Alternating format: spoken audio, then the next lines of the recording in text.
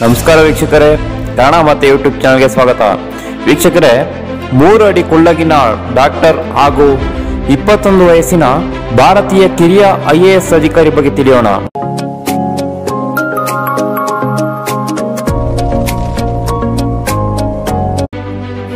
ವೀಕ್ಷಕರೇ, 3 ಅಡಿ ಎತ್ತರ ಹಾಗೂ 18 kg ತೂಕ ಹೊಂದಿರುವ ಯುವಕನೊಬ್ಬ ಗುಜರಾತಿನಲ್ಲಿ ವೈದ್ಯನಾಗಿ ಸೇವೆ ಆರಂಭಿಸಿದ್ದಾರೆ. ಇವರು ವಿಶ್ವದಲ್ಲೇ ಅತ್ಯಂತ ಕುಳ್ಳ ಡಾಕ್ಟರ್ ಎಂಬ ದಾಖಲೆಗೆ ಬಜಾಣರಾಗಿದ್ದಾರೆ. ಗುಜರಾತಿನ ಭಾವನಗರದ ವೈದ್ಯಕೀಯ ಕಾಲೇಜಿನಲ್ಲಿ ವೃತ್ತಿ ಆರಂಭಿಸಿದರು. ಈ ವೈದ್ಯರ ಹೆಸರು ಗಣೇಶ್ ಬಾರಯ್ಯ. ಇವರ ವಯಸ್ಸು 22.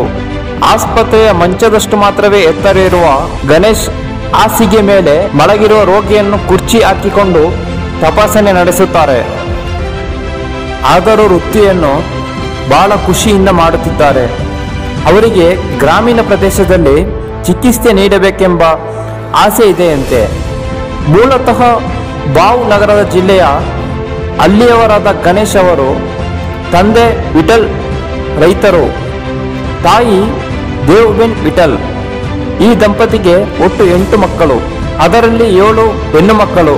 ಅವರು ಹೆಚ್ಚು ಓದಿರಲಿಲ್ಲ. ಎಲ್ಲರಿಗೂ ಮದುವೆಯಾಗಿದೆ. ತಮ್ಮ ಏಕಪುತ್ರ ವೈದ್ಯನಾಗಬೇಕೆಂಬ ಆಸೆ ಅವರ ಕುಟುಂಬಕ್ಕಿತ್ತು. ಅದರಂತೆ ಕಷ್ಟಪಟ್ಟು ಓದಿ 12ನೇ ತರಗತಿಯಲ್ಲಿ 87% ಅಂಕಗಳನ್ನು ಗಳಿಸಿ ನೀಟ್ ಪರೀಕ್ಷೆಯನ್ನು ಗಣೇಶ್ ಪಾಸ್ ಮಾಡಿದರು.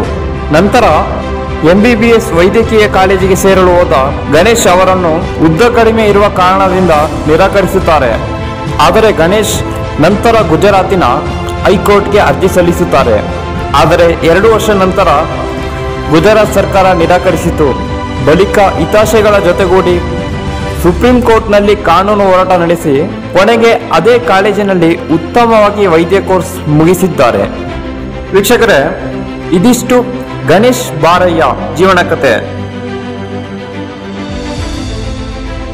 ವೀಕ್ಷಕರೇ, ಆಟೋ ಡ್ರೈವರ್ ಮಗ ಅತ್ಯಂತ ಕಿರಿಯ IAS ಅಧಿಕಾರಿಯಾಗಿ 21 ವಯಸ್ಸಿಗೆ UPSC CSC ಪರೀಕ್ಷೆ ಬರೆದು IAS ಅಧಿಕಾರಿಯಾದ ಆಟೋ ಡ್ರೈವರ್ ಮಗ ಇವರ ಹೆಸರು ಅನ್ಸರ್ ಅಹಮದ್ ಶೇಖ್. ಅನ್ಸರ್ ಅವರ ಕುಟುಂಬದ ಬಗ್ಗೆ ಹಿನ್ನೆಲೆ ಹೇಳುವುದಾದರೆ, ಮಹಾರಾಷ್ಟ್ರ ರಾಜ್ಯದ ಜಲ್ಲಾದವರು. ಇವರ ತಂದೆ ಆಟೋ ರಿಕ್ಷಾ ಚಾಲಕರು. ಬಡ ಕುಟುಂಬವಾಗಿದ್ದರಿಂದ ಅಂದು ದುಡಿದದ್ದು ಅಂದಿಗೆ ಜೀವನ ಸಾಗಿಸಲು ಸಾಕಾಗುತ್ತಿತ್ತು. ಅವರ ಸಹೋದರ ಅನೀಶ್ ಶಾಲಾ ಹಂತದಲ್ಲೇ ಓದು ಅಂತ್ಯಗೊಳಿಸಿ ಅನ್ಸರ್ ಓದಿಗೆ ದುಡಿಯಲು ಆರಂಭಿಸಿದರು. ಅವರ ತಂದೆ ವೃತ್ತಿ ಮಾರ್ಗವನ್ನು ಪಕ್ಕಕ್ಕೆ ಸರಿಸಿ ಅವರ ಪರಿಶ್ರಮದ ಓದಿನ ಕಾರಣ ಇಂದು ಅವರು ಇತಿಹಾಸ ಸೃಷ್ಟಿಸಿ ಲಕ್ಷಾಂತರ ಪ್ರಜೆಗಳಿಗೆ ಸ್ಫೂರ್ತಿಯಾಗಿದ್ದಾರೆ. ಇದೀಗ ಪ್ರಸ್ತುತ ಪಶ್ಚಿಮ ಬಂಗಾಳದಲ್ಲಿ ಕೃಷಿ ಇಲಾಖೆಯ ಜಂಟಿ ನಿರ್ದೇಶಕರಾಗಿ ಕರ್ತವ್ಯ ನಿರ್ವಹಿಸುತ್ತಿದ್ದಾರೆ. ವೀಕ್ಷಕರೇ, ಸಾಧಿಸಬೇಕು ಎಂಬ ಛಲವಿದ್ದರೆ ಮನುಷ್ಯ ಎಂಥದೇ ಕಷ್ಟಕರ ಕಾರ್ಯವಾದರೂ ಸಾಧಿಸುತ್ತಾರೆ. ಸಾಧನೆಗೆ ಛಲ, ಗುರಿ ಇರಬೇಕು. ದೇಹದಲ್ಲಿನ ನ್ಯೂನತೆ ಯಾವುದೇ ಕಾರಣಕ್ಕೂ ಸಾಧನೆಗೆ ಅಡ್ಡಿ ಬರಲ್ಲ. ಹಾಗೆ ಗುರಿ ಮುಟ್ಟುವ ತವಕವಿದ್ದಾಗ ಬೆಂಬಲ ಸಿಗದೇ ಇದ್ದರೂ ಕೆಲವರು ಅಂದುಕೊಂಡದ್ದನ್ನು ಗೆಲುವುಗೆಟ್ಟಿಸಿಕೊಳ್ಳುತ್ತಾರೆ. ಇದಿಷ್ಟು ಇವತ್ತಿನ ಸಾಧಕರ ಮಾಹಿತಿ. ವಿಡಿಯೋ ನೋಡಿದ್ದಕ್ಕಾಗಿ ಧನ್ಯವಾದಗಳು.